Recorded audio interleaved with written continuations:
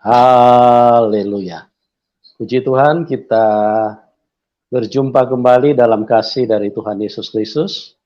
Senang sekali kita bisa hadir karena itu merupakan tujuan Tuhan di dalam setiap kehidupan manusia supaya setiap kita bisa diselamatkan.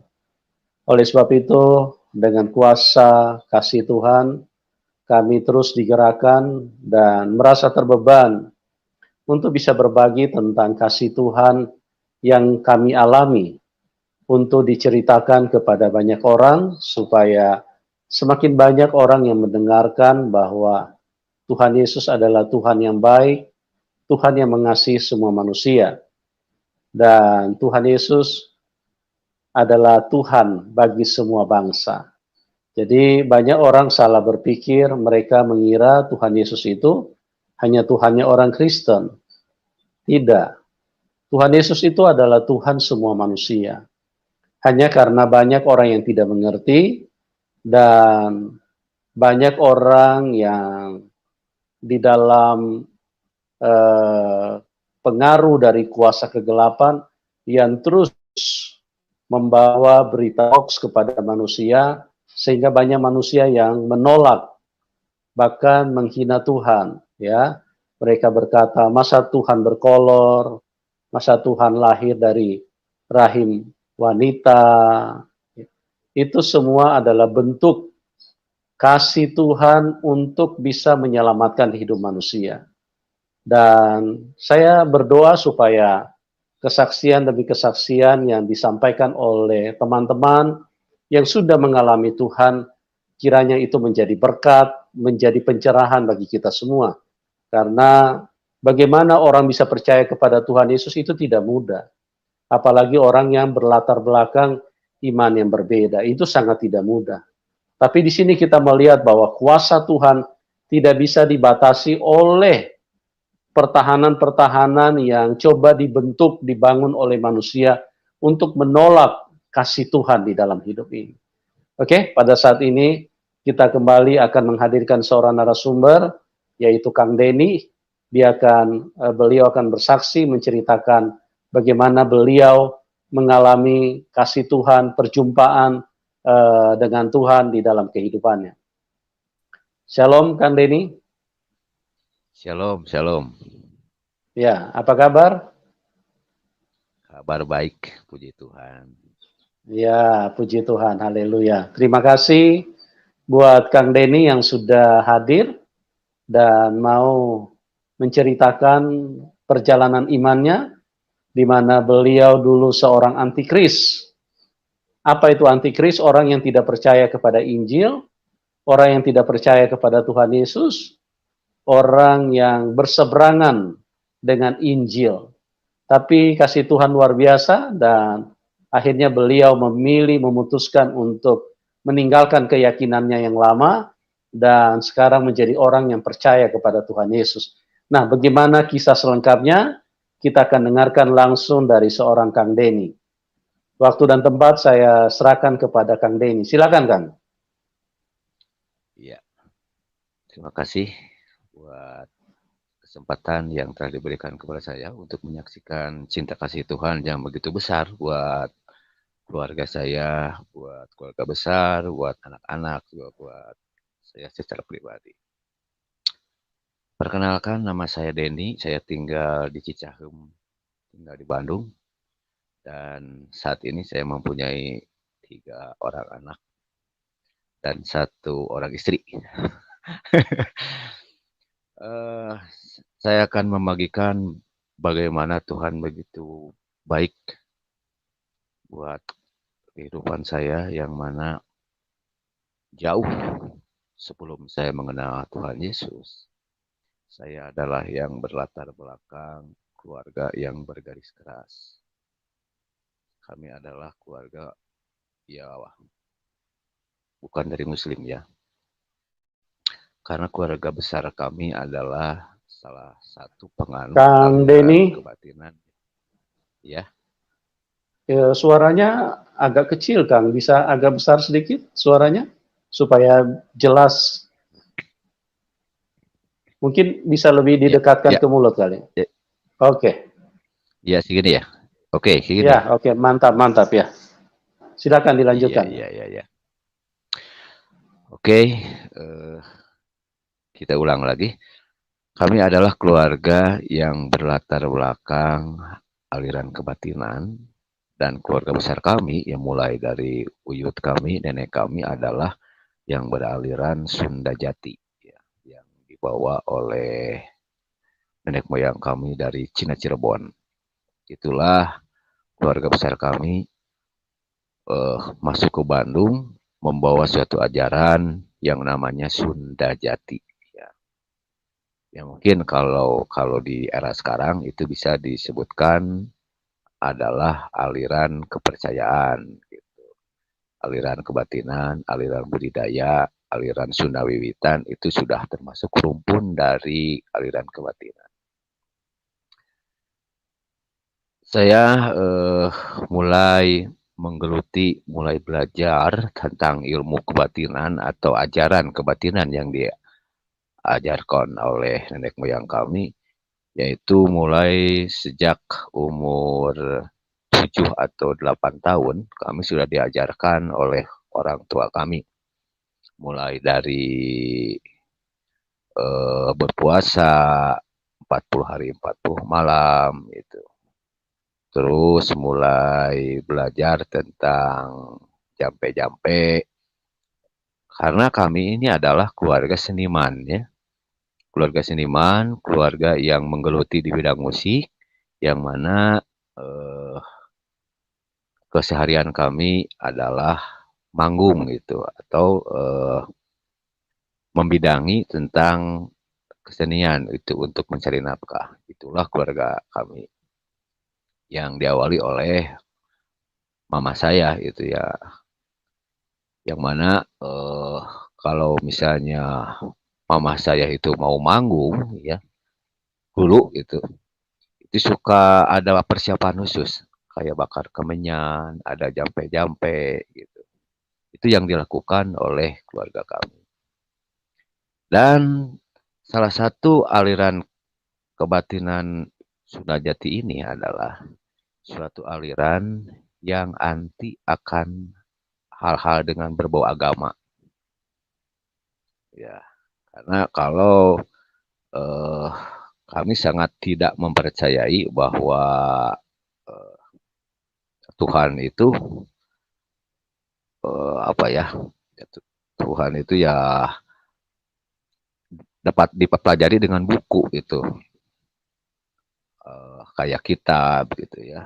Nah, aliran Sunda Jati ini tidak mempercayai hal-hal seperti itu, tidak tidak mempercayai kitab, karena kita berkonsep adalah Allah itu, yang widi itu tidak bisa diceritakan dan tidak bisa diucapkan.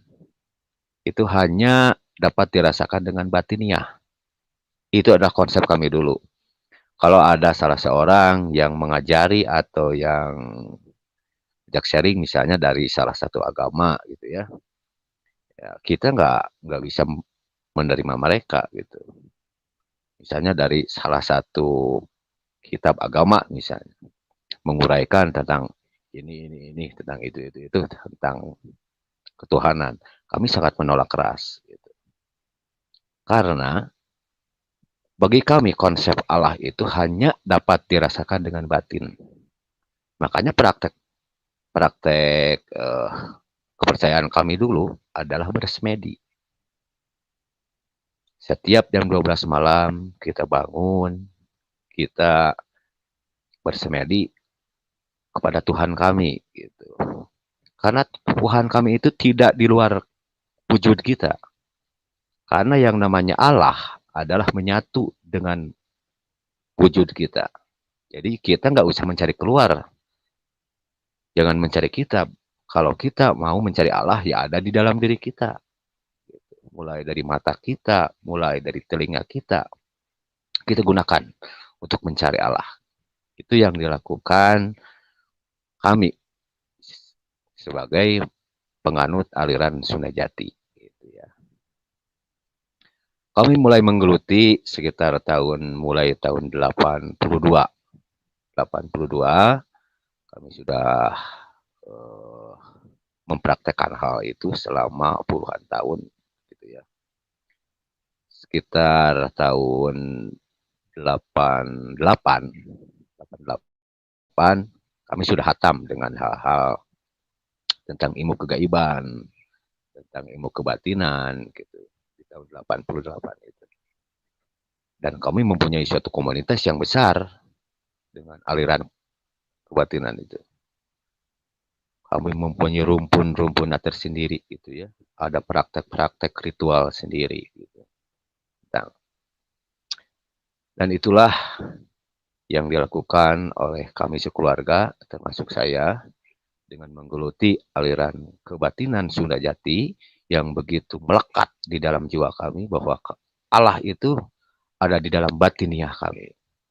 Kemanapun kami pergi, Allah itu selalu menyertai, selalu ada di dalam diri kita. Itu konsep kami dulu. Gitu ya. Dan gimana awalnya? Mungkin ini yang menjadi pertanyaan.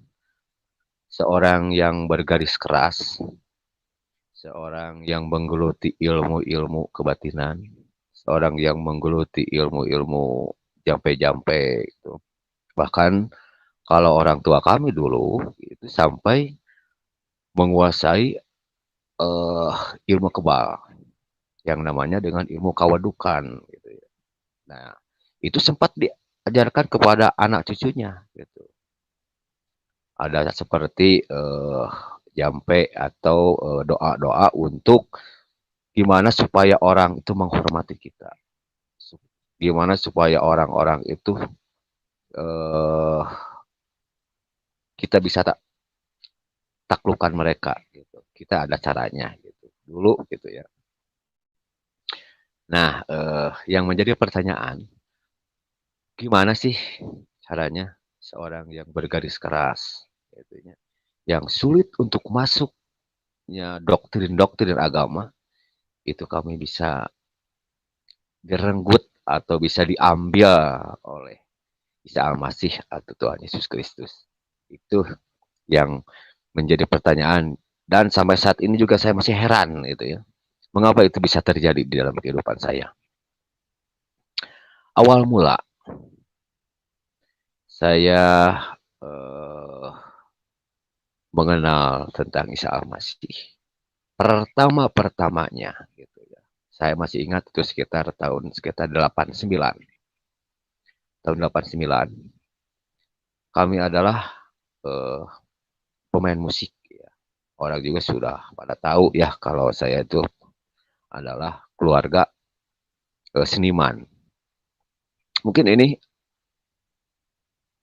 dari cerita orang atau entah dari siapa gitu. Ada salah seorang yang beragama Kristen. Awalnya saya tidak tahu ya. Mungkin dia adalah utusan gereja, mungkin. Dia datang ke rumah.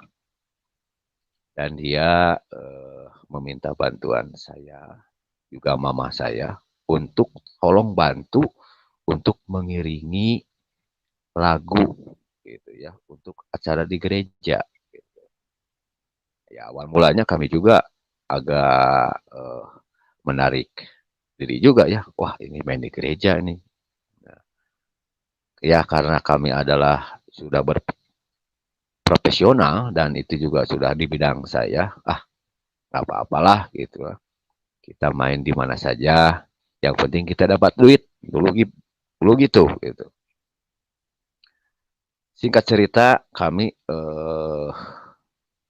menerima tawaran itu. Dan kami berlatih dengan orang-orang yang beragama Kristen. Bahkan kami sempat latihan di gereja juga ya. Sempat latihan di gereja 1 kali, 2 kali gitu ya. Karena yang dibawakan oleh anggota vokal grup ini adalah lagu Sunda gitu ya. Namanya Rampak Sekar.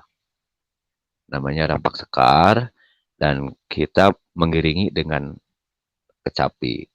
Dan mama saya itu yang mengarahkan cengkok-cengkok nada gitu. Gimana caranya nyanyi lagu Sunda dengan baik dan benar. Nah, itu yang dilakukan oleh mama saya. Dan pada saat itu mama saya juga belum mengenal Tuhan. Mungkin dalam hati saya juga bertanya-tanya, kok begini ya orang Kristen itu gitu.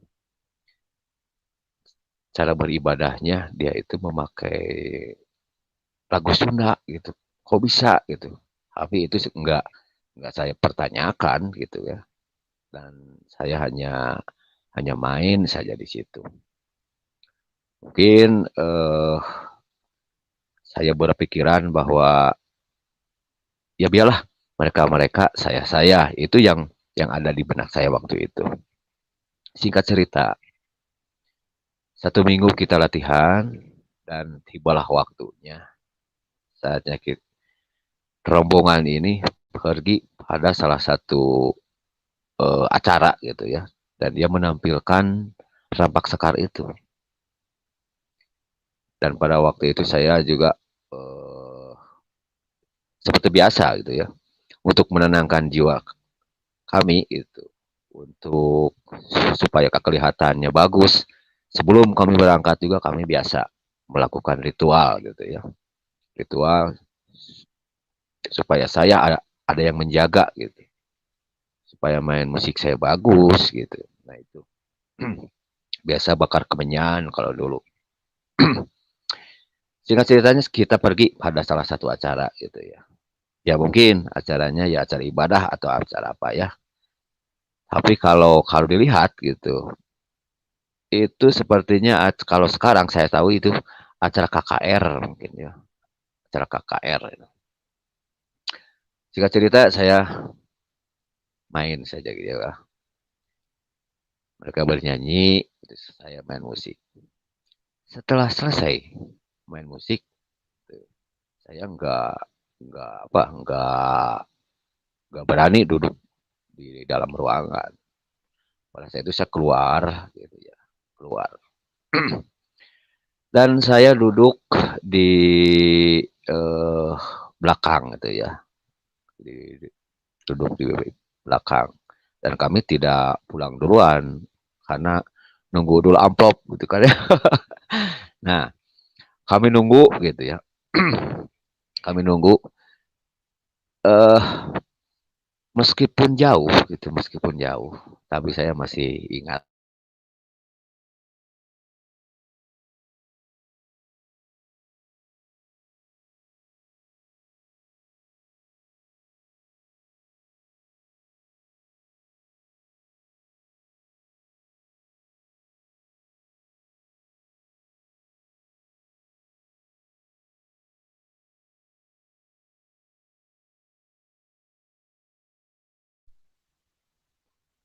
Hati saya sangat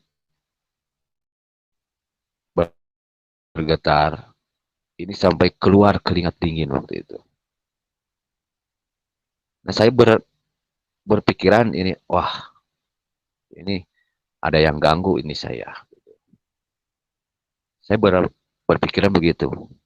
Karena saya sangat mempercayai tentang goib, tentang hodam gitu ya, tentang alam gaib. Wah, ini kayaknya ini nggak bukan sembarangan nih orang. Waktu saya mendengar dia khotbah gitu ya, saya nggak tahu itu yang khotbahnya siapa. Gitu ya. Tapi dalam hati saya, ini orang berilmu tinggi gitu. Sampai suaranya itu setiap kali mereka berbicara gitu. Setiap si Bapak Pendeta ini berbicara, itu kayak yang saya rasakan kayak seperti jarum gitu ya. Seperti jarum. Just just gitu. Sampai bulu-bulu saya ini keluar, sampai keringat dingin. Bahkan saya berpikir, wah ini saya sakit mungkin. Saya sakit mungkin ini. Nah itu.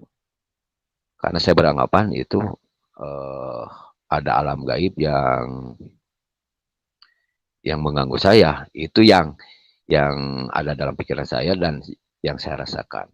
Ini sampai merinding-merinding ini bulu-bulu. Gitu ya. Saya sampai keringat. Sampai ini bercucuran keringat. Wah ini. Karena sedingin saya waktu itu. Dan saya tidak bisa berlama-lama di situ, bahkan saya eh, waktu itu sangat kepingin berburu-buru gitu ya, ingin cepat-cepat pulang. Ya, dan akhirnya singkat cerita kami pulang. Sudah beres, saya terima amplop gitu ya, dan saya juga pulang ke rumah. Dan saya tidak menceritakan hal ini kepada orang tua saya. Saya tidak diceritakan kepada mama saya, enggak. Gitu. Itu hanya bertanya di dalam hati, kok bisa begitu? Apa yang terjadi pada jiwa saya? Dan saya masih ingat itu. Yang saya rasakan pada saat itu, sebetulnya yang diucapkan oleh pendeta ini, itu kata-katanya tidak jelas. Tidak jelas. Apa yang dia ucapkan, saya tidak ngerti. Gitu. Nggak jelas itu apa. Ini ngomong apa ini? Gitu. Tapi itu suaranya, itu kayak yang mendobrak sesuatu gitu. Kayak yang ada pentalan-pentalan itu dalam jiwa saya. Nah itu selalu saya gumulkan itu. Saya pikirkan apa ini gitu. Dan saya tidak bercerita itu sama mama saya. Dan saya kembali eh, rutinitas saya yaitu bersemedi gitu ya. Biasa saya jam 12 malam gitu. Kalau dulu kan kalau mau bersemedi itu mandi dulu, obat dulu gitu ya. Nah, itu. Karena saya kepingin tahu ini hodam apa ini ya. Gitu. Saya berapa pikiran begitu. Itu ada ada yang ganggu saya itu dari jin mana atau dari ilmu apa gitu. Kayak yang menyerang saya. Nah, waktu itu saya uh, lakukan ritual dan saya ingin melawannya gitu kan. Semakin saya melawannya itu, saya seperti yang apa ya, kayak kayak seperti yang lemes gitu. Nah itu. Dan hal itu sudah berlangsung sekitar beberapa bulan lah. Hal itu sudah kami lewati gitu ya, peristiwa itu.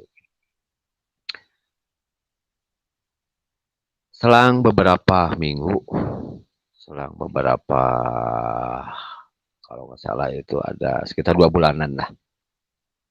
2 bulanan dari uh, peristiwa yang juga saya mengagetkan. Gitu ya. Ternyata setelah 2 bulan itu yang menyuruh saya untuk main kecapi lagi itu datang lagi ke rumah gitu ya, dan dia minta lagi bantuan untuk mengiringi kecapi. Dan saya juga kaget, wah ini berlanjut ini, datang lagi ini orang gitu ya. Dan waktu itu saya memutuskan untuk tidak menerima gitu ya, karena saya juga bukannya takut gitu ya, karena itu saya masih trauma gitu, ada apa ini dengan itu. Dan saya tidak, wah nggak bisa, kata saya gitu, coba aja lah cari yang lain gitu. Saya bilang ya beralasan lah apa gitu, karena saya juga nggak mau gitu untuk melukai orang lain. Ya akhirnya dia juga pulang pulang dan satu hari setelah itu malamnya saya nggak bisa tidur, malamnya nggak bisa tidur itu. Saya teringat terus hal itu.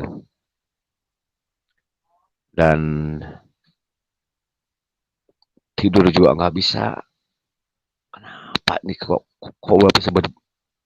bisa beda begini sih perasaan itu, kayak yang apa ya, kayak ada yang suatu peperangan itu.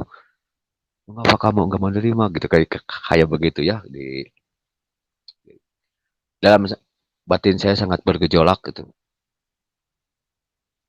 Kayak yang terima saja. Hati-hati dalam saya, oh jangan, jangan. Karena tawaran itu dalam jiwa saya semakin menggeluti gitu, karena semakin ada dorongan, wah kamu harus menerimanya. Dan akhirnya saya juga cari orang itu, sampai tanya-tanya itu ya, itu namanya yang ke rumah itu siapa, saya ingin bertemu gitu. Dan akhirnya setelah saya nanya-nanya rumahnya, ya akhirnya saya minta maaf, bolehlah, dan saya menerima tawaran itu.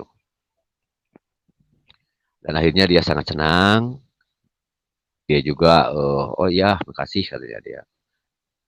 Itu acara sama gitu ya, acara sama, dia akan menampilkan rombongannya lagi, tapi dia untuk acara di Bogor itu untuk acara di Bogor itu kan.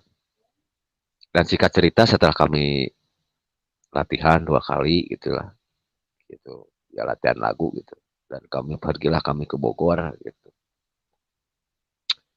Dan setibanya di Bogor, itu yang datang orang Sunda semua,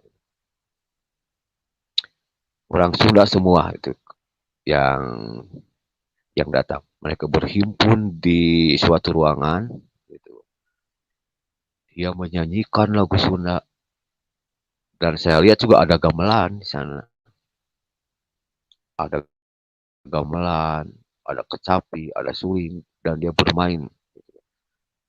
Dan saya kaget di situ. Kok ini orang Kristen teh begini ya cara beribadahnya? Kok ada lagu Sunda? Kok ada musik Sunda?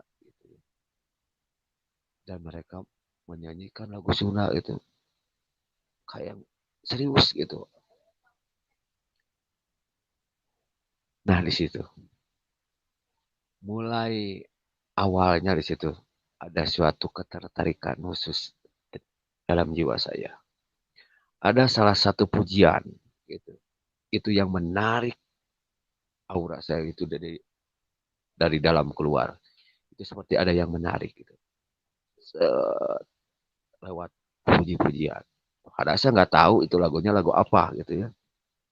Tapi yang jelas itu lagu Sunda gitu. Dan saya mengerti bahasanya. Itu lagu itu terngiang dalam telinga saya. Dan lagu itu membawa hati saya. Dan saya itu menyukai gitu ya. Menyukai cara mereka. Gitu. Bukan menyukai agama Kristen, bukan ya. Gitu ya. Tapi saat itu menyukai apa yang mereka lakukan. Dan akhirnya tibalah saat rombongan ini menampilkan lagu gitu ya, dan saya main kecapi. Dan pada saat main kecapi saat itu memang ada nuansa yang berbeda gitu. Yang saya rasakan ya sangat berbeda gitu ya. Si jari-jari saya itu kayak ada yang megang gitu ya. Seperti gitu, kayak ada yang gerakin gitu. Dan saya beranggapan, wah ini hodam saya sedang bekerja gitu kan. Gitu.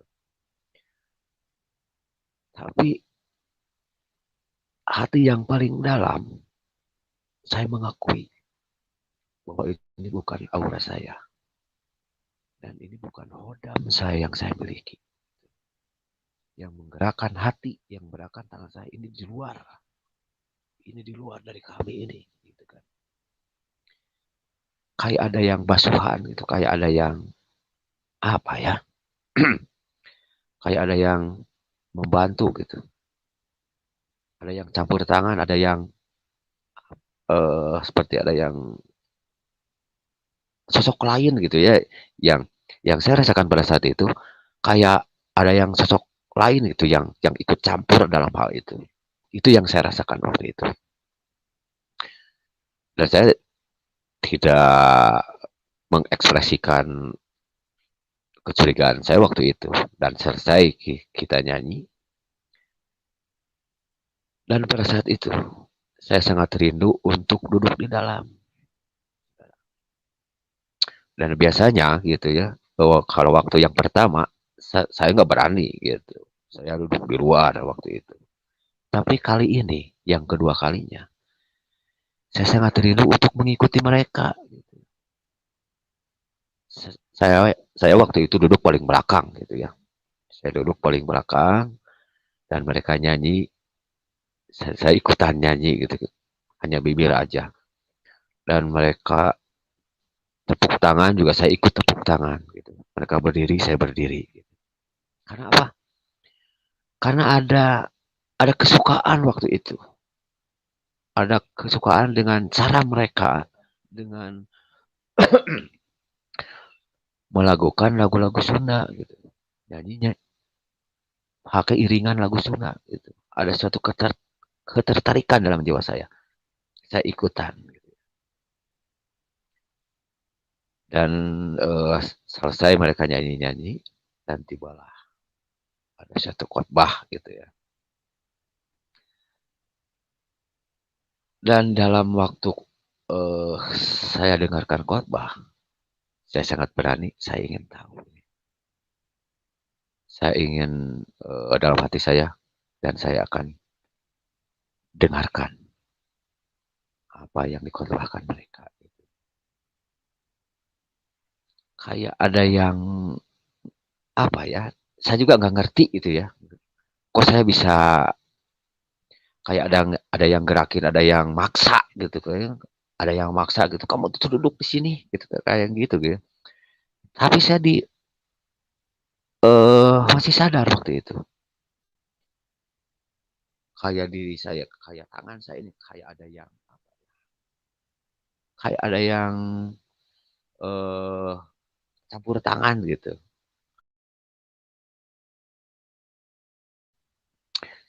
Itu yang saya rasakan.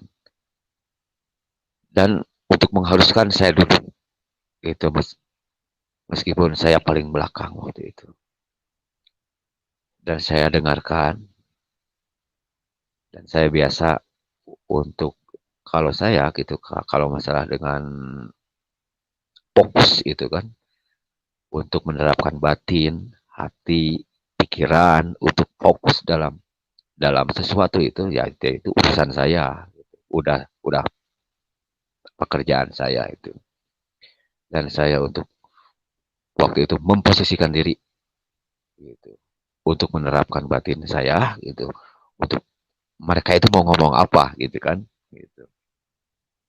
Dan akhirnya saya duduk di situ dan saya mendengarkan gitu. Tak kala mereka si pendeta ini berkhotbah, yang saya rasakan itu lain daripada yang lain gitu ya. Kalau yang pertama saya dengarkan khotbah itu, kalau yang pertama itu kayak seperti menyerang, menusuk gitu, kayak yang seperti yang eh apa ya saya untuk ngomongnya ya, sampai keluar keringat dingin gitu waktu itu gitu ya. Kalau yang ini gitu yang saya rasakan, kalau saya boleh gambarkan gitu ya, kayak ada embun tebal gitu yang ngerungkup gitu, Rup, itu kerasanya dingin gitu. Karena saya sangat peka dengan hal-hal yang seperti itu gitu ya. Yang saya rasakan waktu itu kayak yang embun dingin gitu ya, kayak kayak yang menyelimuti, kayak yang serep dingin gitu. Itu yang saya rasakan gitu. Dan hati saya waktu itu kayak yang mau nangis gitu, saudara. Kayak yang mau nangis, kayak ada suatu penyesalan yang mendalam gitu ya. Tapi saya salah apa gitu. Karena ini gitu ya. Saya ini salah apa sehingga hati saya ini sangat keluar gitu, kepingin nangis gitu. Nah itu yang yang pertama kali saya rasakan gitu. Wah ini sudah lain lagi kata saya. Ini ada apa di gereja ini nih? Di tempat ibadahnya orang Kristen ini ada apa ini gitu. Yang yang yang menjadi pertanyaan waktu itu. Gitu. Ini di tempat orang-orang Nasrani ini kayak yang ada kodamnya lebih besar gitu kan. Gitu. Itu kecurigaan saya waktu itu. Dan itu seperti biasanya saya enggak cerita gitu. Enggak cerita sama siapapun itu yang terjadi dalam jiwa saya gitu waktu itu. Dan saya pulang ke rumah.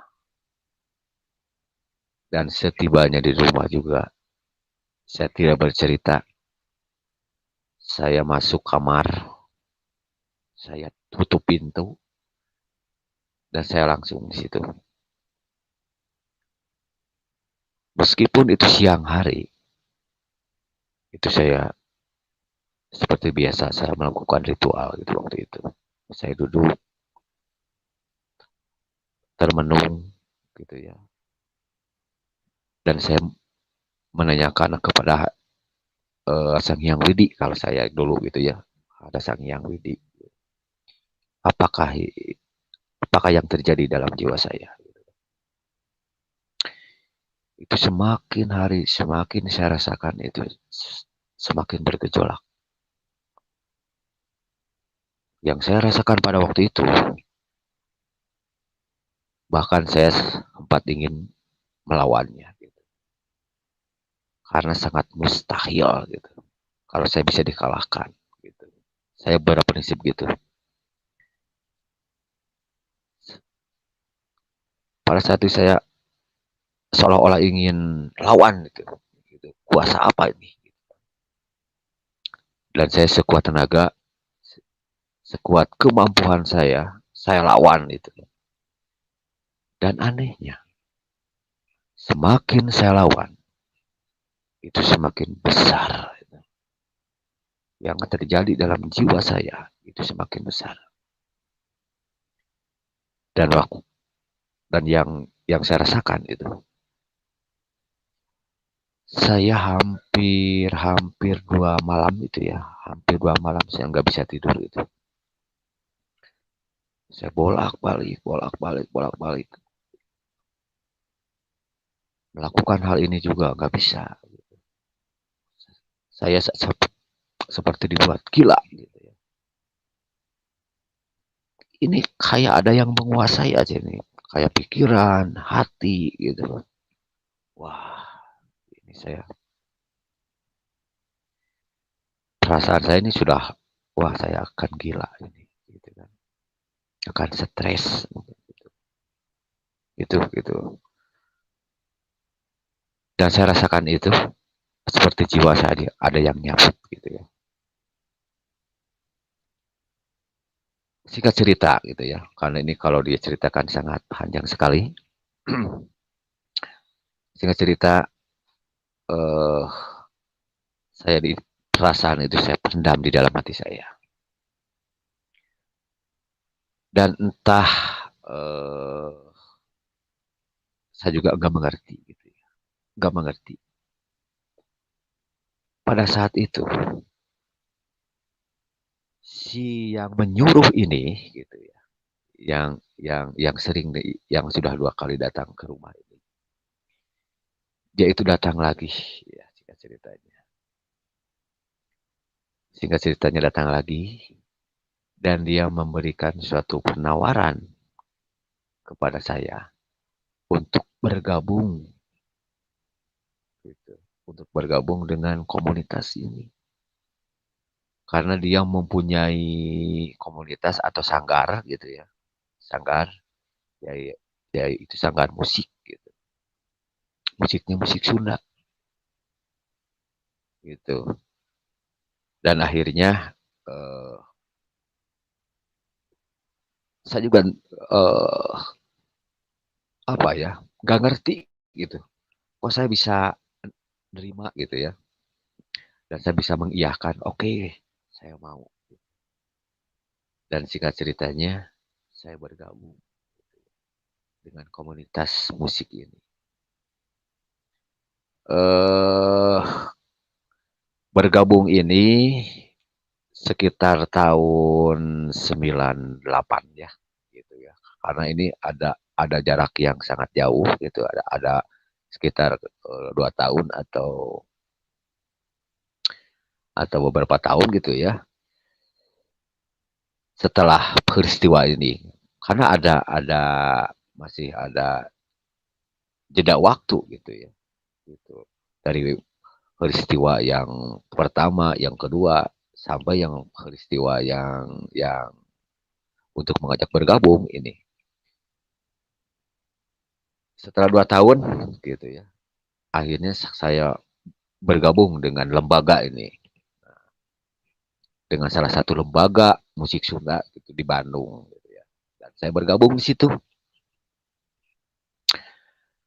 Setelah saya bergabung, karena saya juga sering bergaul gitu ya, sering ngobrol, sering mendengarkan gitu. Karena yang latihan itu, karena meskipun kalau kalau nggak salah itu ada nggak orang Kristen semua gitu, ada orang Muslim dua gitu, ada orang Muslim dua, termasuk saya dari kebatinan satu gitu. Nah itu kita gabung dan mama saya juga gabung di situ. Nah awalnya di situ gitu ya. Saya gabung, banyak bergaul dengan orang-orang Kristen gitu ya, menyanyikan dari lagu-lagu itu gitu. Dari lagu-lagu yang dipelajari, saya bisa menyerap gitu. Dari perkata-perkata gitu ya. Dari bait-bait lagu, kok gini ya orang Kristen teh gitu. Eh ada Allah Bapa, Allah Anak, Allah Roh Kudus gitu. Sampai saya bertanya, apa ini? Gitu kan. Apakah emang Allahnya orang Kristen itu ada 3 gitu? Nah itu jadi pertanyaan saya. Dan singkat cerita saya sharing gitu dengan salah seorang pendeta gitu ya, karena dia di bagian kantornya. Saya bertanya dan saya ngobrol-ngobrol tentang lebih jauh lagi tentang Isa Al-Masih, tentang Allah itu 3 apa gitu.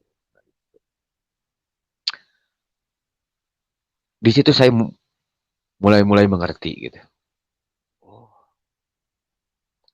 ternyata yang saya rasakan ada salah satu konsep mereka, apa yang menjadi konsep agama Nasrani gitu ya, dengan konsep yang saya pegang, itu ada suatu bagian kesamaan. Ada apa ya? Ada ada konsep yang gak jauh gitu. Dan ini juga yang saya cari,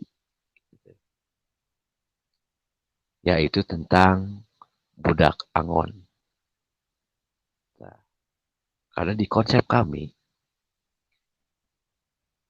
eh yang namanya budak Angon itu masih menjadi misteri.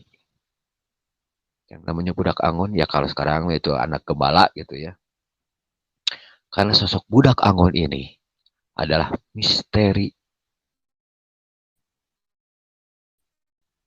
dari aliran kami gitu.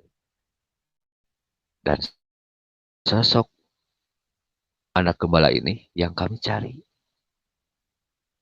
Dan itu akan kembali lagi ke bumi kalau sudah waktunya.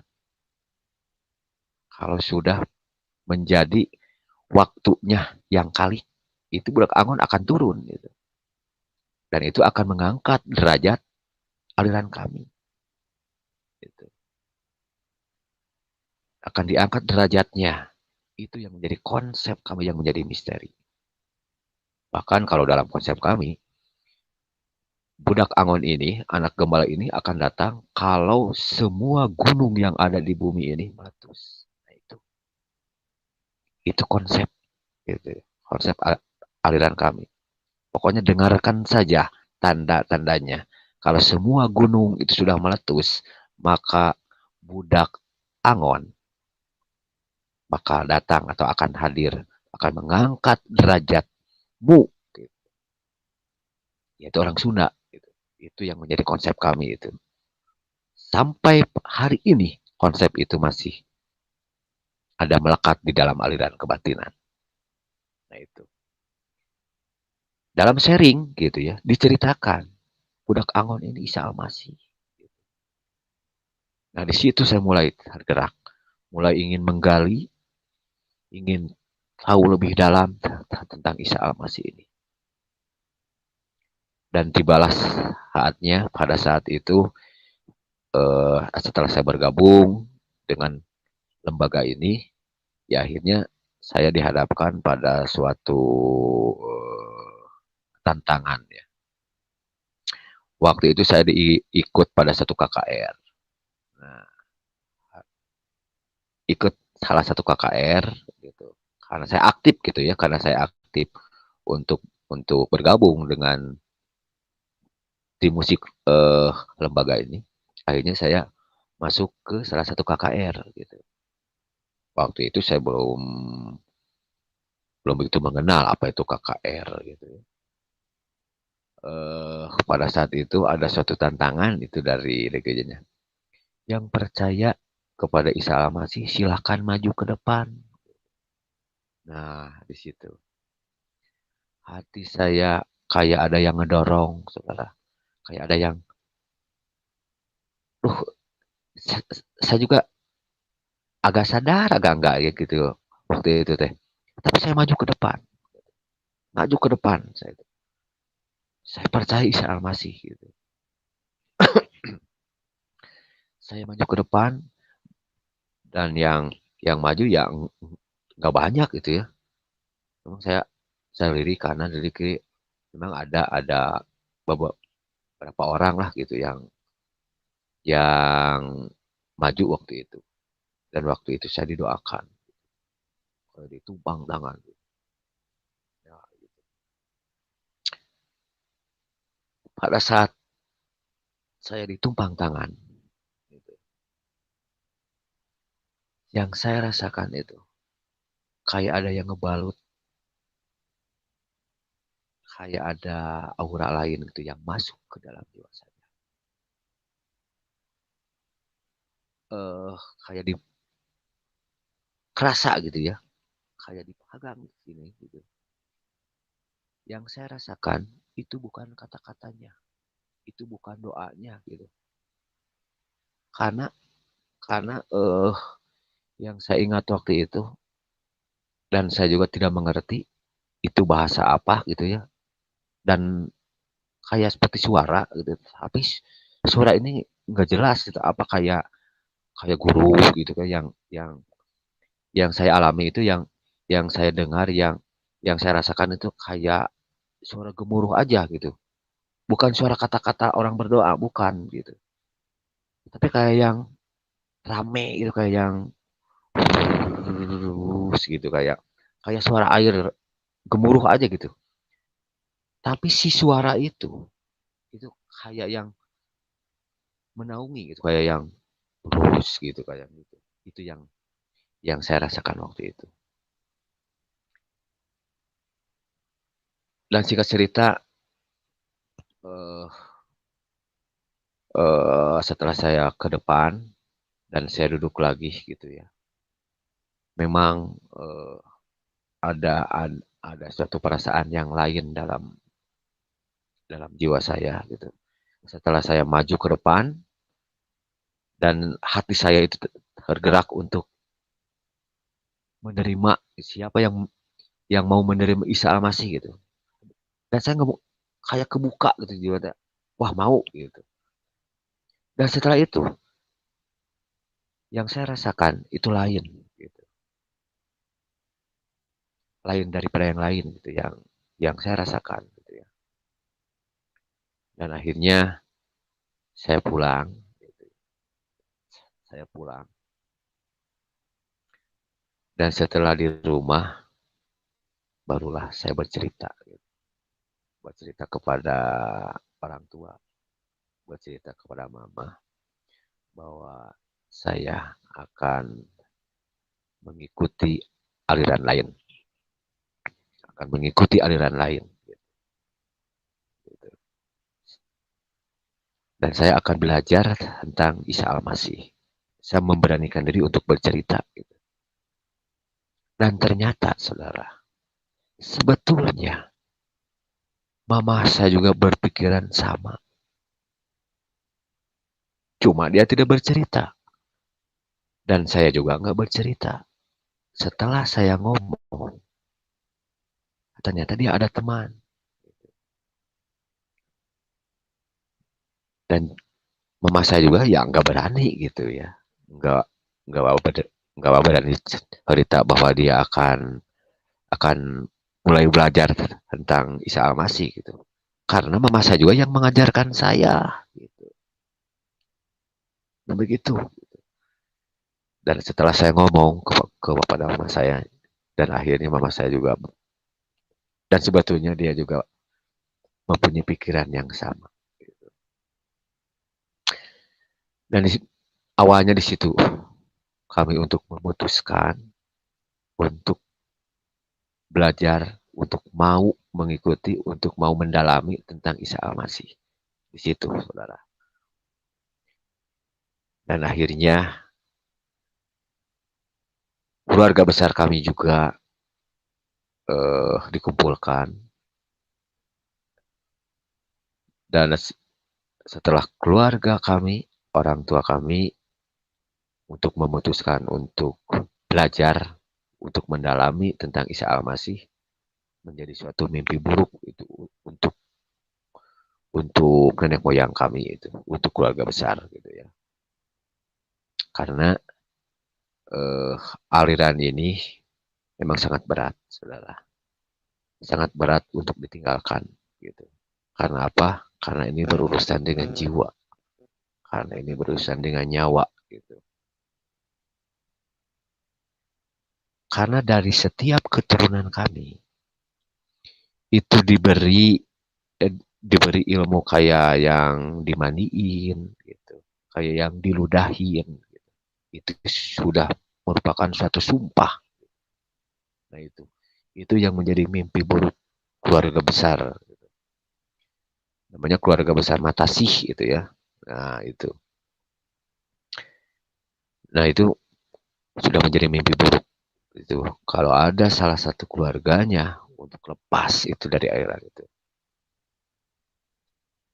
Awal mula ya memang keluarga besar ya memang tidak merestui, tidak menyetujui gitu ya. Kalau kami ini untuk pindah aliran gitu. Tapi dengan berjalannya waktu gitu, dan keluarga besar kami pun ya silakan saja. Gitu. Ya dan akhirnya singkat ceritanya kami juga ya mulai di situ mulai menggali, mulai cari-cari tahu tentang dan kami untuk memutuskan untuk mencari gereja. Untuk cari gereja supaya bisa beribadah gitu ya. Ya memang awalnya sangat sulit sekali, saudara. Karena dari tetangga atau dari keluarga semua pada bingung gitu. Pada aneh, kok ini bisa gitu ya. Kalau yang membuli kami tidak gitu. Karena di daerah lingkungan kami, itu daerah lingkungan kami yang memang masih bersaudara semua, itu hampir saudara semua. Nah, jadi kalau misalnya ada salah satu dari keluarga yang bermasalah itu yang nggak sampai napa-napa gitu karena garis keluarga gitu di satu kampung itu.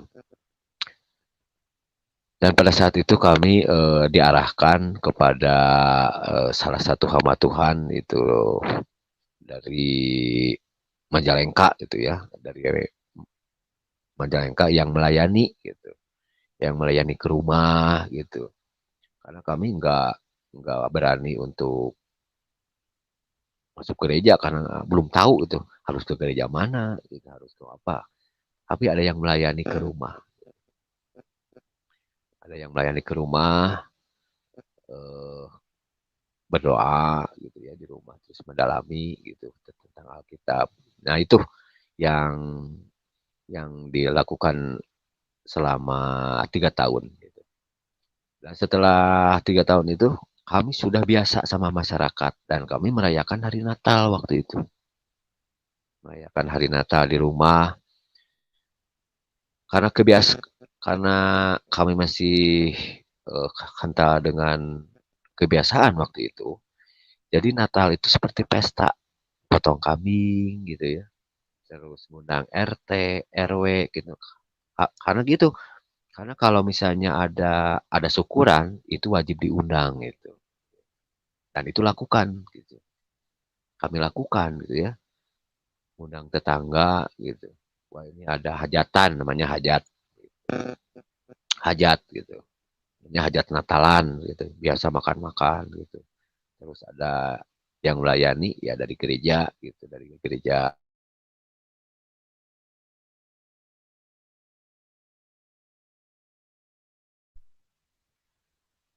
Ya selama setelah 3 tahun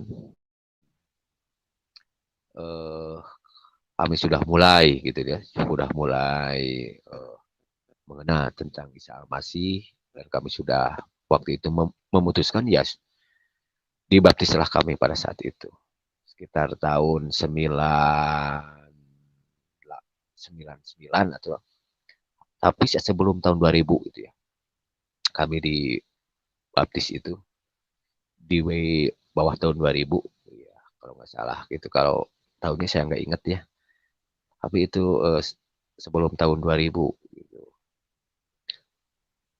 eh Pada saat itu kami sudah menjadi keluarga Kristen. Ternyata, saudara, setelah berjalannya menjadi seorang Kristen, kalau kalau misalnya eh, kita dengar cerita gitu ya, kalau misalnya dengar cerita orang, kalau sudah jadi orang Kristen itu enak gitu ya, diberkati Tuhan, eh, kita sudah mendapatkan keselamatan, semuanya ditopang Tuhan. Pokoknya eh, sudah damai sejahtera lah gitu. Tapi yang saya rasakan pada saat itu, yang kami alami, itu lain, saudara. Setelah saya dibaptis, dan setelah saya menjadi keluarga Kristen, yang namanya tantangan, yang namanya godaan, yang namanya ajakan, itu lebih besar. Buat saya gitu ya. Kalau buat yang lain ya mungkin berbeda-beda. Gitu. Tapi yang saya alami waktu itu, eh, memang tantangannya ya hampir ada perang ulang. Dan saya anggap itu adalah sebuah perang yang kedua kali bagi saya. Karena setelah kami menjadi orang Kristen, dan kami sudah beribadah di gereja, sudah aktif di gereja, sudah melayani pada saat itu, kami sudah bisa main puji-pujian, bisa mengiringi musik puji-pujian. Pokoknya kami sudah menjadi seorang Kristen. Gitu ya. Dan bahkan kami sudah melayani.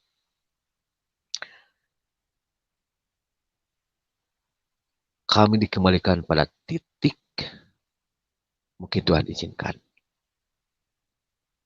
Pada saat itu saya ada penawaran dari komunitas bahwa saya dibutuhkan untuk kembali ritual seharusnya saya akan menolak. Tapi saya sangat aneh juga gitu ya. Kok saya bisa menerimanya pada saat itu? Kok bisa menerimanya saya? Gitu ya. Karena komunitas ini adalah komunitas supranatural. Komunitas supranatural. Kalau kalau yang namanya berurusan dengan hantu, berurusan dengan susuk, berurusan dengan ilmu, gitu ya. Kami sudah ada bagian. Makanya si orang ini, gitu ya, itu datang ke rumah itu untuk menarik saya untuk bergabung pada salah satu komunitas supranatural atau para dukun, dan kami menerimanya gitu. Awalnya, awal hati ini ya, saya akan masuk ke situ dan saya akan perangi itu. Awalnya di situ gitu ya. Komitmennya di situ. Dan saya akan tantang mereka karena saya lebih jago gitu. Itu. Saya ada kekuatan baru dan saya bisa lawan mereka gitu. Begitu pikiran saya gitu. Akhirnya saya menerima tawaran itu. 1 tahun, 2 tahun saya ada di dalam lubang komunitas para dukun. Sampai saya diberi kepercayaan untuk memegang satu kamar itu ya, satu kamar praktek. Satu kamar praktek. Setelah saya 2 tahun bergabung dan saya dipercaya untuk memegang satu kamar praktek. Ada yang sakit, ada yang minta kaya, macam-macam pokoknya. Gitu. Ada juga yang mau dipasang susu. Gitu. Itu saya bisa. Saya bisa tuh. Gitu. Dan si komunitas ini sangat laku sekali. Bahkan ya, mohon maaf ya, pejabat juga ya banyak gitu yang datang ke sini. Bahkan saya waktu itu dipercaya untuk membuat jimat, membuat keris gitu ya, dan itu dijual dan sangat laku sekali. Gitu. Dan akhirnya pada saat itu saya aktif juga di gereja pada saat itu, aktif di gereja, aktif di sini. Nah, situ. Ini kalau misalnya kita lihat eh, secara kasat mata, ini biasa, saudara. Ini biasa. Kelihatannya nggak ada suatu perubahan. Nggak ada suatu perubahan. Oke, kita jadi orang Kristen. Kita jadi orang Kristen. Dan kita juga bercabang. Masuk di lubang itu. Di lubang dukun. Nah, itu. Sepertinya ini biasa. Saya ke gereja ya biasa. Gitu ya. Melakukan ritual biasa. Itu dalam diri saya. Gitu, dalam diri saya. Itu nggak ada yang berubah. Nggak ada suatu tantangan. Nggak ada nggak ada nggak ada suatu apa yang salah gitu ya, kayak yang bener aja gitu, kayak yang ngalir gitu. Ke gereja ya ke gereja biasa gitu. Nah itu sebetulnya tak kala diri kita nyaman, tak kala diri kita itu nggak merasa bersalah, nggak ada tekanan, itu yang paling membahayakan. Yang paling berbahaya yang saya rasakan waktu saat itu, nggak merasa bersalah. Saya bisa mengobati orang, saya bisa mengobati orang yang kesurupan, naik gunung, turun gunung, itu untuk nangkap hodam itu ya. Itu sama Ratu Susuk di Bandung sini, dan kami sangat dekat sekali. Selama 3 tahun kami bergaul di situ. Kami banyak berinteraksi, banyak sharing-sharing tentang ilmu perdukunan, belajar ilmu ini, belajar ilmu itu. Bahkan eh, suatu saat kami ini ada tawaran untuk bongkar harta karun. Semua para dukun di Bandung, bukan Bandung ya waktu itu, hampir nasional gitu, karena ada yang dari Barat.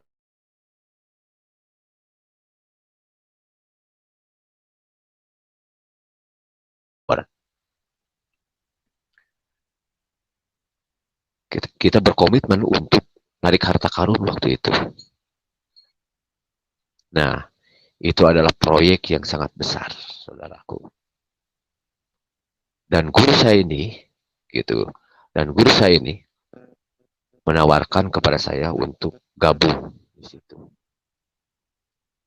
Dan kita join karena saya dengan Ratu Susuk ini adalah berjodoh katanya. Bagaikan keris dengan wadahnya. Nggak ada lagi pasangan lagi selain Ratu Susuk dan saya. Gitu. Itu yang menjadi apa ya? Uh, yang menjadi pergumulan mereka gitu. Pokoknya harus kamu. Pokoknya, gitu. Bahkan Pak, pada saat itu kami melakukan suatu ritual besar-besaran di Laut Sukabumi. Gitu. Dan kami dengan Ratu Susuk ini melakukan suatu ritual besar, dan kami berdua masuk ke laut waktu itu. Kami bisa masuk laut itu sama Ratu Susuk ini. Kita masuk selama 1 jam. Kalau waktu orang yang di darat itu katanya saya 1 jam. Gitu. Tapi saya nggak merasakan 1 jam. Gitu. Katakanlah kita waktu masuk itu hanya gambaran putih yang saya lihat. Dan saya masuk berdua dengan Ratu Susuk ini, masuk ke dalam laut. Dan akhirnya keluar lagi. Dan kami rasakan itu hanya beberapa detik, hanya beberapa, mungkin ada sekitar 2 menitan lah. Itu yang kami rasakan. Tapi sebetulnya kami ini masuk 1 jam katanya. Gitu. Dan waktu itu kami berembuk, semua para dukun berembuk bahwa kami harus menikah secara gaib. Gitu. Gitu, dengan jin. Nah, itu. Yang ada di dalam sosok Ratu Suk ini, gitu ya, harus saya nikahi. Untuk bisa mengambil harta karun ini, harus ada 2 jiwa yang disatukan. Harus ada 2 jiwa yang disatukan, baru bisa untuk mengambil harta karun. Ya dibilangnya emasnya juga berkilo-kilo katanya. Gitu. Bahkan ada uang zaman dulu katanya. Dan kami ditawari dengan DP 1 M. 1 miliar. Tapi dengan syarat saya harus menikah dengan jin. Dan di situ ada satu pergolakan di situ. Antara saya menerima tawaran 1 miliar dengan menikah dengan jin. Bahkan saya sempat bercerita kepada istri gitu ya. Sempat bercerita kepada keluarga kalau saya mau menikah secara gaib.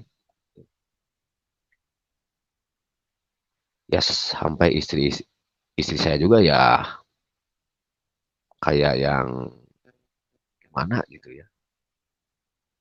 Karena pada waktu itu saya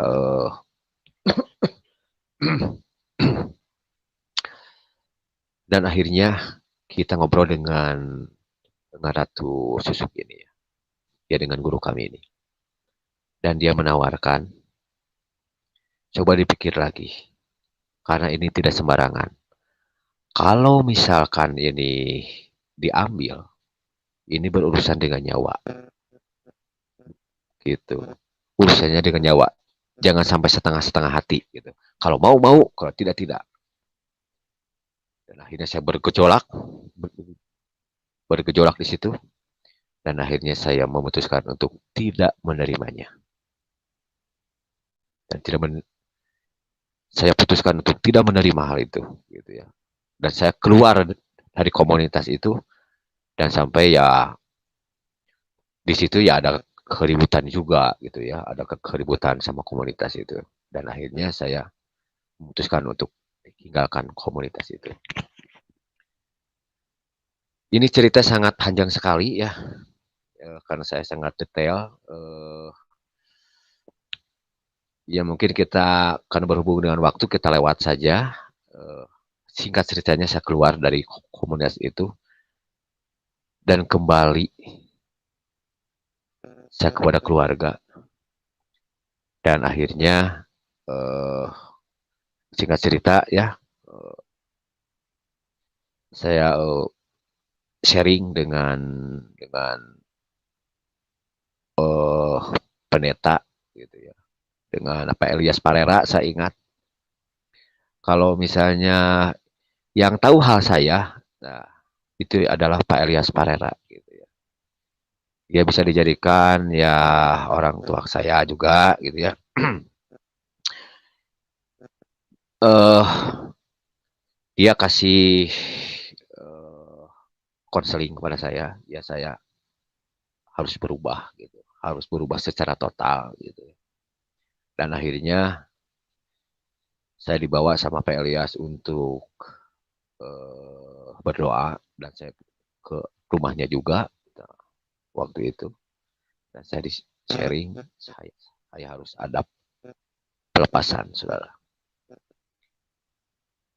Singkat cerita saya dibawa pelepasan dan di situ saya sampai ada apa sampai beberapa pendeta yang mendoakan saya dan di situ saudara yang namanya keluar secara total saya rasakan.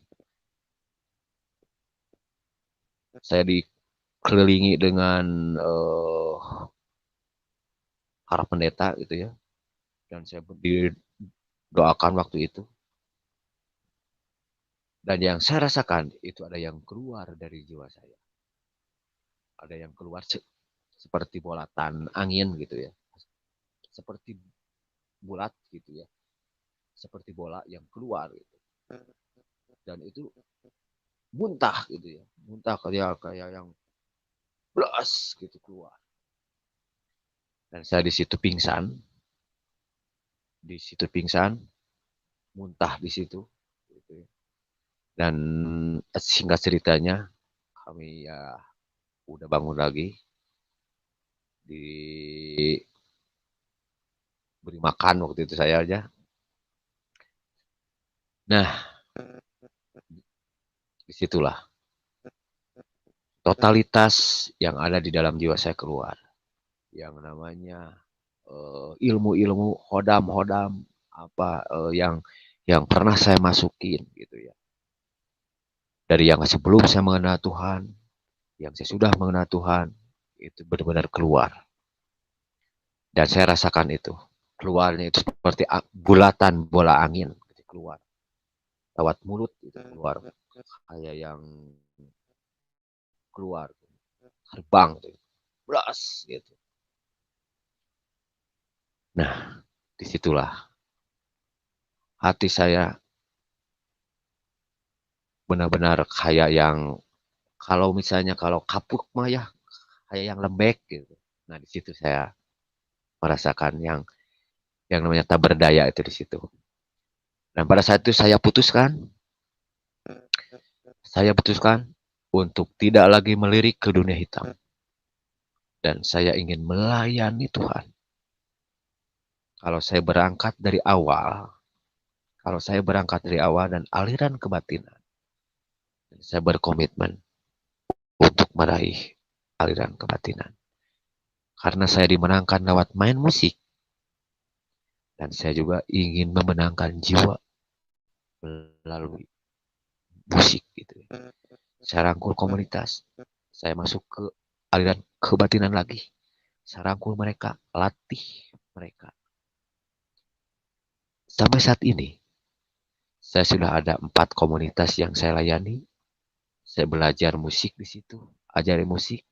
Setelah dia bisa main musik, saya bawa dia ke gereja untuk main musik. Biarkan mereka mendengar sendiri. Karena saya juga nggak ada yang ngajak, saudara. Tuhan yang gerakan, Tuhan yang buka hati, Tuhan yang ambil saya. Dan saya percaya, selain dari saya, banyak orang-orang juga yang akan seperti begitu. Gitu. Tuhan juga bisa lakukan kepada siapapun. Gitu ya. Seperti Tuhan melakukannya kepada saya. Itu. Makanya saya ya sekarang ini ya saya tinggalkan segala pekerjaan saya. Saya sepenuhnya waktu untuk melayani Tuhan. Mungkin kalau ada orang yang dulu saya kerja di sini, kerja di situ, saya tolak. Karena saya sudah berkomitmen dengan talenta saya main musik, saya akan berikannya kepada Tuhan.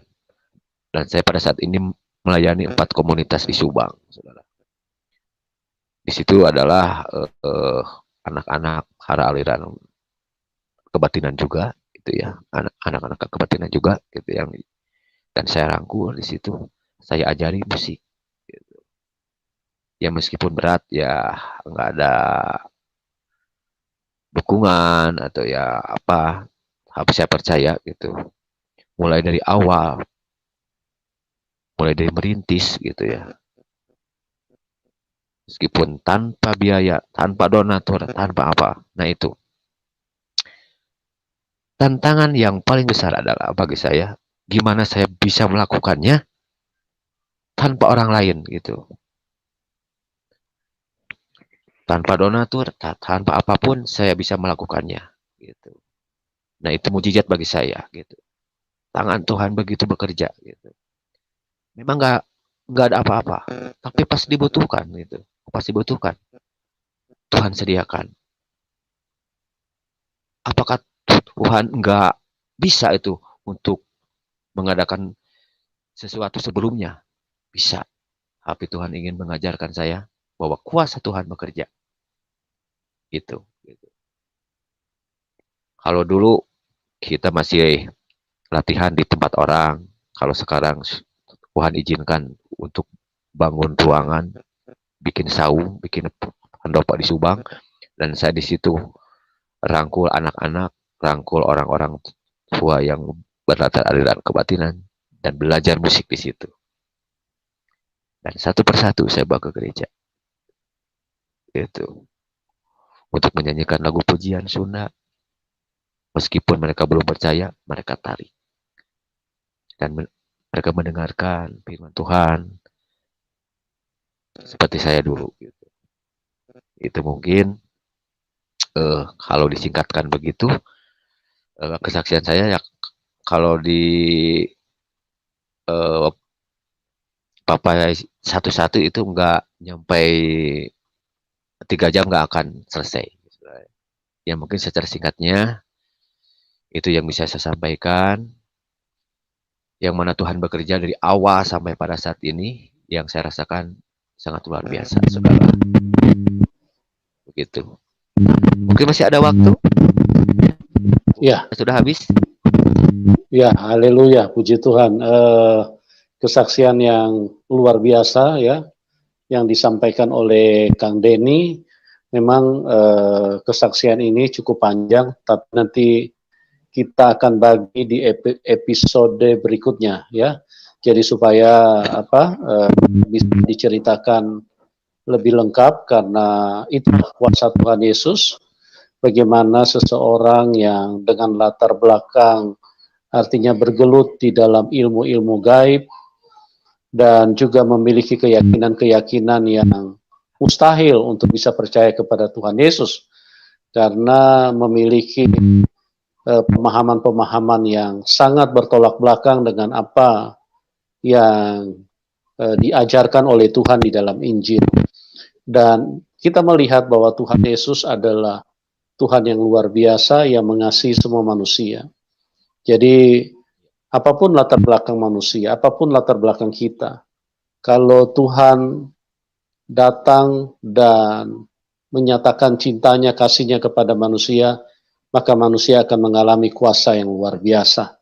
Ya, terima kasih buat Kang Denny yang sudah memberi kesaksian yang luar biasa, dan saya percaya banyak orang yang bisa dicerahkan, diterangi dari orang-orang yang belum mengenal Tuhan Yesus selama ini, yang mungkin juga anti kepada Tuhan Yesus, atau yang suka membenci, atau yang suka menghina, atau yang suka menista. Dengan kesaksian-kesaksian yang disampaikan, itu bisa membantu untuk kita bisa mengenal bahwa Tuhan Yesus itu adalah Tuhan satu-satunya, bukan Tuhan di antaranya, Tuhan satu-satunya, karena hanya Dia yang baik. Ya, Tuhan Yesus itu walaupun dihina, walaupun dihujat, walaupun dicaci maki, tidak pernah emosian. Ya, tidak pernah Tuhan Yesus mengajarkan kepada murid-muridnya, oh ini penistaan ini, oh ini penghujatan, oh ini harus dibalas. Tidak. Itulah Tuhan yang benar, Tuhan yang mengasihi. Bahkan cukup banyak narasumber yang sebelum mereka mengenal Tuhan, mereka sangat menghina, mereka sangat menistakan Tuhan. Ya, mereka suka berkata Tuhan berkolor lah, Tuhan mati disalib lah. Ya itulah karena manusia banyak yang tidak mengerti, manusia ditutupi kuasa kegelapan, manusia dikuasai setan, sehingga di dalam pemikiran mereka hanya ada pikiran iblis yang selalu memandang rendah terhadap cinta kasih Tuhan. Karena sesungguhnya manusia harus dihukum mati. Karena apa? Karena manusia berdosa, manusia bersalah. Di sini pun manusia banyak yang tidak mengerti. Mereka pikir yang hukum mati itu Tuhan. Tidak. Yang hukum mati itu setan, karena setan itu pembunuh manusia sejak semula. Yohanes 8 ayat 44 itu jelas. Banyak orang berkata, kalau kita datang kepada Tuhan tidak perlu penebusan dosa. Kita cukup minta ampun kepada Tuhan. Saya mau berkata, di dalam Tuhan Yesus itu berpuluh-puluh langkah, 1000 langkah jauh lebih maju. Saya ingin berkata kepada kita semua, tanpa kita minta ampun pun, kita sudah diampuni Tuhan. Masih ingatkah dengan peristiwa bagaimana Tuhan Yesus disalib? Itu manusia durhaka semua yang berteriak-teriak, salibkan dia, salibkan dia. Tapi apa kata Tuhan? Ampunilah mereka. Mereka kan tidak minta ampun pada waktu itu. Mereka tidak minta ampun, tapi Tuhan mengampuni. Karena itulah Tuhan, Tuhan yang baik, yang mengasihi semua manusia. Tetapi ingat teman-teman, setan ini yang jahat, dia tidak akan pernah membebaskan manusia karena manusia mengikuti, melakukan dosa di dalam hidup ini. Manusia mengikuti iblis. Jadi setan tidak akan pernah melepaskan manusia dari tangannya, kecuali Tuhan Yesus yang bisa membebaskan kita. Itulah sebabnya Anda perlu ditebus, Anda perlu dilepaskan dari tangan setan. Karena apa?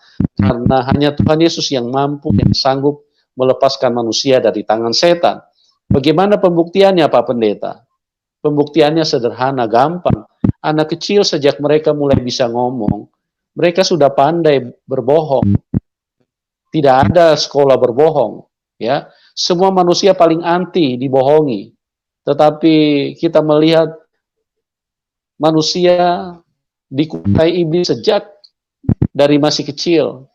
Karena itulah setan jahat sekali, dia mengajarkan apa yang manusia tidak sukai, ya. Manusia tidak ada satupun yang senang dibohongi. Tapi itulah setan. Dia mengikat manusia sehingga manusia selalu hidup di dalam kebohongan. Terima kasih Kang Denny, nanti mungkin di kesempatan berikut nanti kita akan hadirkan lagi kesaksiannya Kang Denny supaya bisa diceritakan lebih maksimal secara lengkap bagaimana kuasa Tuhan yang mengubahkan seseorang yang mempunyai ilmu-ilmu gaib, istilahnya kalau istilah keren saat ini adalah seorang dukun, ya, mempunyai kelebihan-kelebihan yang melebihi manusia biasa. Tapi waktu berjumpa dengan Tuhan Yesus nyatakan kuasanya. Terima kasih. Dan teman-teman yang diberkati boleh dukung Kang Denny ya. Oke, kita akhiri program ini dan kita akan berjumpa di program selanjutnya. Tuhan Yesus memberkati kita semua dan salam kemenangan buat kita semua. Amin.